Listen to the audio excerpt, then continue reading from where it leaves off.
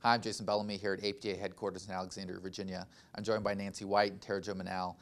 Today was the release of APTA's 5 things that physical therapists and patients should question that's part of the Choosing Wisely campaign. So Nancy, let's start off with what is Choosing Wisely? Where did it come from? Choosing Wisely is a campaign that is sponsored by the American Board of Internal Medicine Foundation.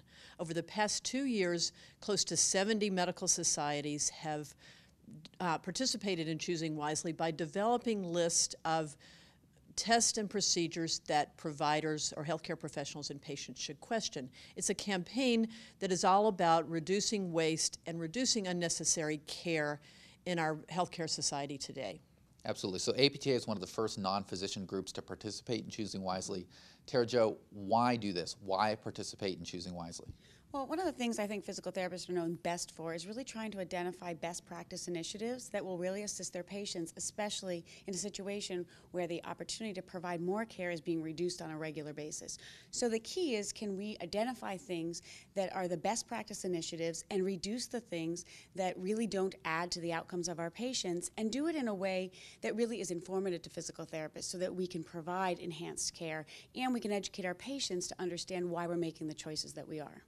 So you can read the 5 specific things on APTA's website, but Tara Jo, give me a sense of the themes here. It was really a diverse list. It really was. I think we really looked across practice areas and really trying to identify things that were either not additive to the outcomes of patients or that required excessive resources that may have been unnecessary. And obviously, in some cases, you can go all the way to the spectrum of inducing some harm. Potentially, it's not even valuable by, not seeking alternative care because you chose something that was maybe less effective.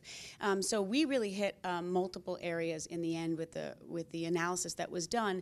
We see some use of CPM for DVT, for total knee as an example, using assessments for DVT, as well as wound care and whirlpool use and passive modalities in place of active treatment, and doing underdosed exercise, for example, in patients that would benefit from strength training. So I think that it really is diverse, and it really does get at things that physical therapists would like to move beyond, and they really now have a way to communicate that to their patients and have a discussion about why they're making their choices. Those 5 items were culled from a much larger list. APTA members submitted ideas for that, and then we got down to the 5. Nancy, is this the last 5? What happens with this 5? What's next? Where do we go from here? Well, we spent a lot of time developing this list, and we felt that it was very important that all members had an opportunity to participate in the development. So we started the process by giving all members an opportunity to submit suggestions. And so we received close to 200 suggestions from members across the spectrum. And we used an expert member work group to really look carefully at the literature behind those recommendations. And then once that list was refined further, it was put back to all members again to rank those final recommendations and to select our 5 lists. So it's been a list that has been developed with the input of all of our members.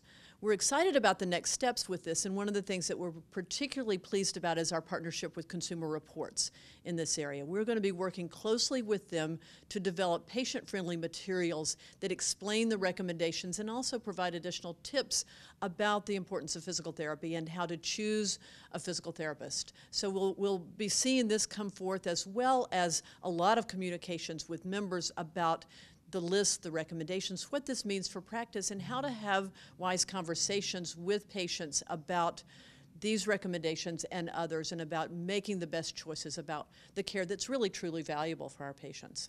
Tara Jo, Nancy, thank you. You can see the 5 items, the related research that supports them. You can see the guidance that Nancy mentioned that's available to you. All that's available via APTA's website, so check that out. I'm Jason Bellamy. Thanks for watching.